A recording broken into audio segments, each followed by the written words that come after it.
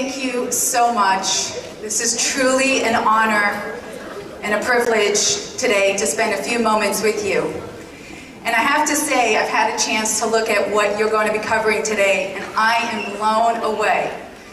I saw information from WorkSource Oregon on how to find a job, and AmeriCorps on how to use service, and career pathways if you're not ready to go or you're not planning to go to that 4-year college option.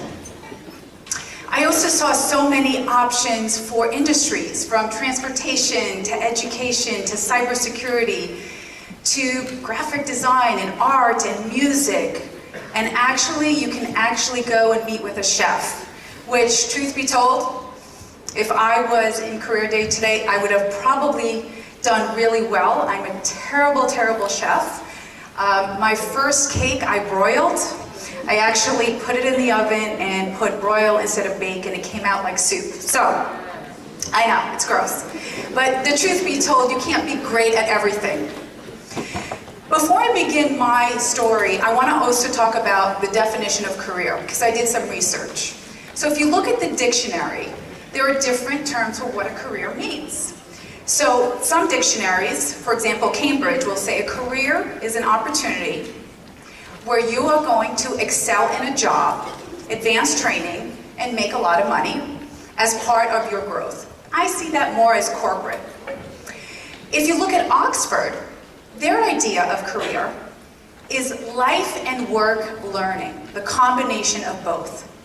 I see that more as trades, like a mechanic.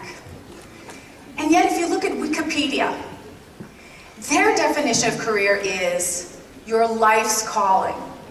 So many entrepreneurs I work with today, when I ask them, why are you choosing this profession? They will say, it's my life's calling. I want to be a photographer. I feel called to be a yoga instructor. I feel called to work with special needs kids. So as you journey through today, it's really your opportunity to make those choices. But that is not why I'm here today. In preparing for this presentation, I had to say to myself, what could I possibly teach you? We're strangers. We've never met, and we may never meet again. So what can I offer you today that you can take as you go through your journey, or maybe a lesson for a lifetime? And I decided what I'm going to do is I'm going to teach you how to become a superhero. Okay? Because I am a live superhero. So, okay,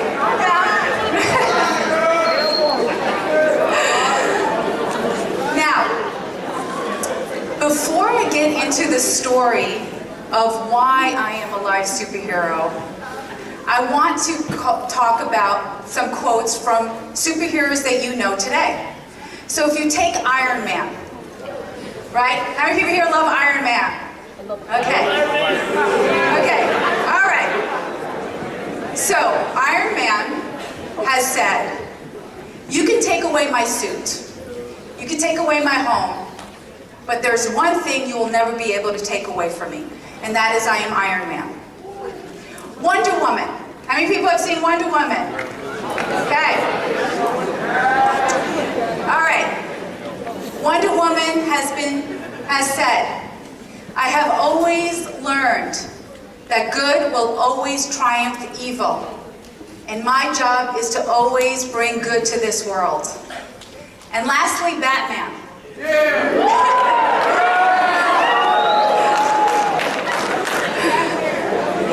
So this is what Batman has said. Your thoughts and your dreams are everything. You are someone, and you are something in this world. Now here's the deal with being a superhero. If you've ever watched a superhero in a movie, or seen it while you're reading in a comic, every superhero often does not start as a superhero. They often start not knowing they're a superhero. And there's a couple of elements. Number one, there's something very, very difficult that they have to face. And number two, every live superhero always has a villain. So before I talk to you about the 5 ways that you can become a superhero, I'm going to talk to you about my story and the villain I faced. My superhero power came about 28 years ago. I was 18 years old. I was attending a community college. Prior to that, I was lost. I was honestly mediocre. I was a nobody. I was going through life and just the motions. I had a lot of personal issues happening, and I couldn't deal with life. Here I was. It was an evening class in the winter of February. And I'm at this community college, and I'm sitting at a class, and I get a 911 page. Look at my pager, and it says 911 Judy. Judy was the counselor that I was seeing. She never pages me. So, while the lecture is occurring, I literally got up, ran outside. It's cold, it's winter, it's February, and I ran to the payphone. Now, if you've never seen a payphone, it's this large thing where you pick up the receiver, right, and you put in a quarter, and you dial the number, and someone else answers. And so I said, Judy, what's the matter? And she says, I don't know how he found my number, but he is on the way to the college, and if he finds you, he's going to kill you. That was my villain. That was my life. So I hung up the phone, and I'm heading, looking for my car. Now at the time I wasn't a superhero, so I did not have an invisible jet, and I did not have my Batmobile. I had a regular car. I know. So, as I'm looking for my car, I see the villain's car pacing back and forth, trying to find me. Now, I don't know how to explain what terror feels, so I'm going to describe it. It feels like your legs are absolutely concrete, and you're in quicksand, and anything that comes out of your mouth is screeching, and there's nothing you can do. You're in pure terror. I hope no one ever experiences that in their lifetime. And what I did is I heard a voice in the back of my head that said, Kedma, run for your life. I literally was ducking and going from car to car so I can get to my car.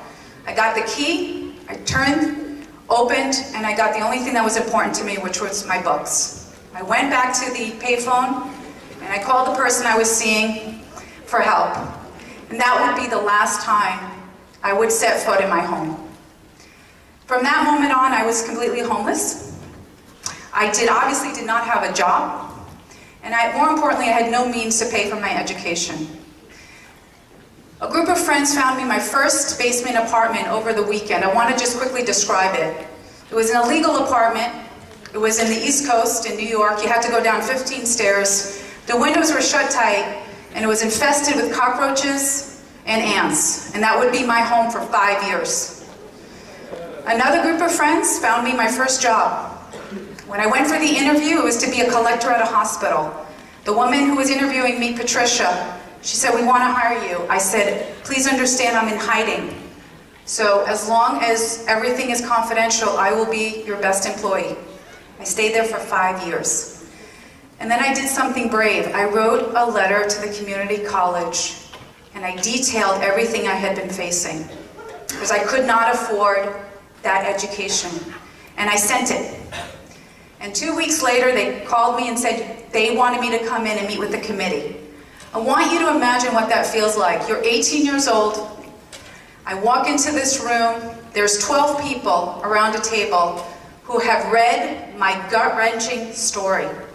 And in front of them, I say, I've lost everything. I've lost my home. I've lost my family. I've lost my identity. The only thing I have left to live for is an education.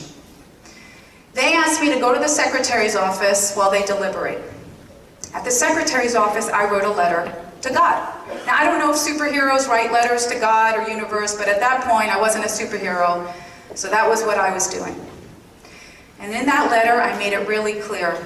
I said to God that if the college would come back and give me an opportunity, then for the rest of my life, I would use my education to open doors to every single person I meet and give them the same opportunity.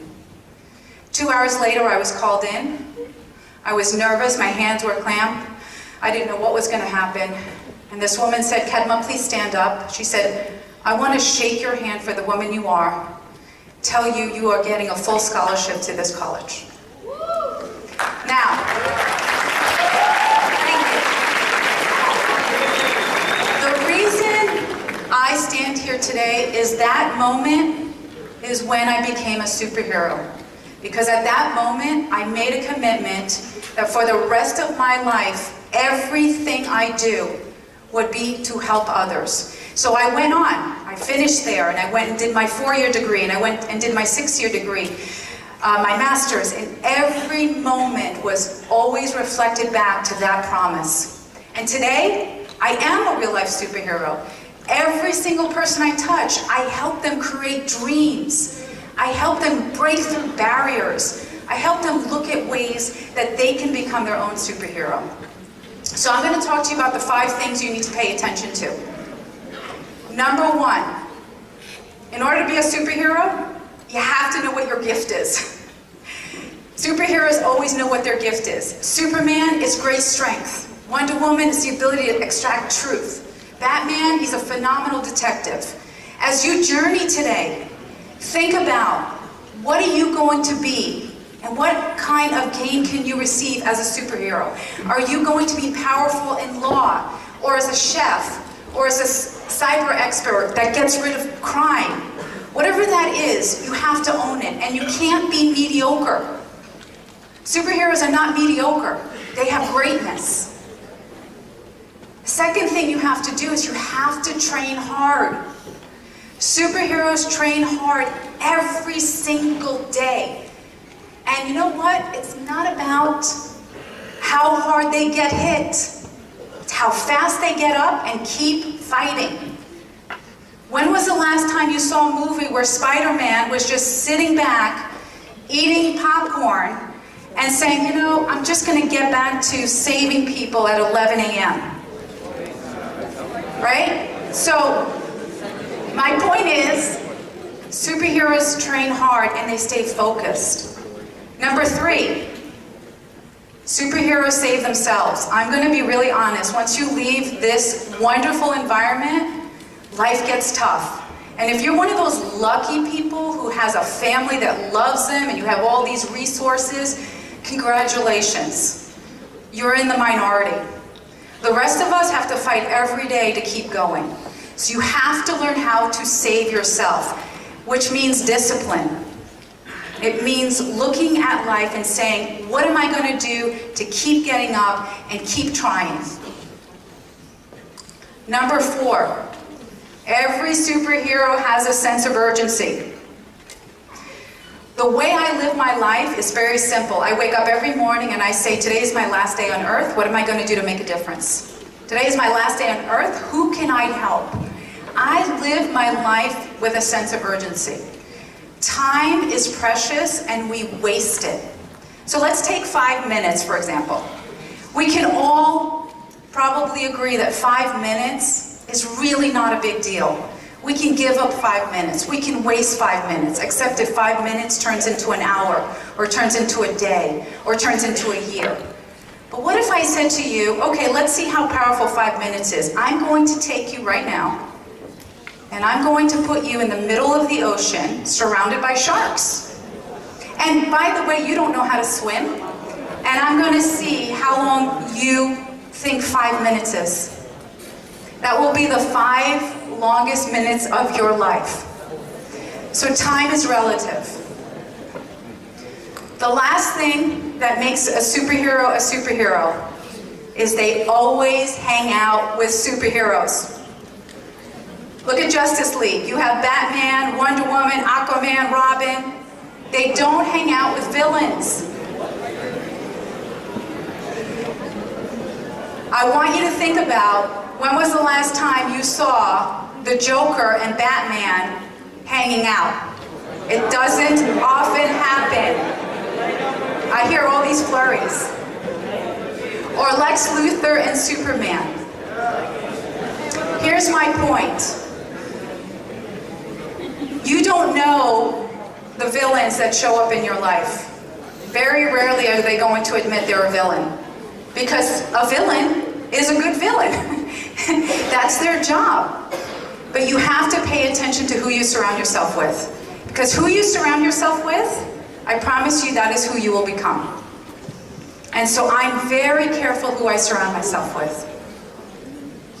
So as you kick off today, I want you to walk away with a few things. Number one, I want you to be open to all the possibilities that are in front of you.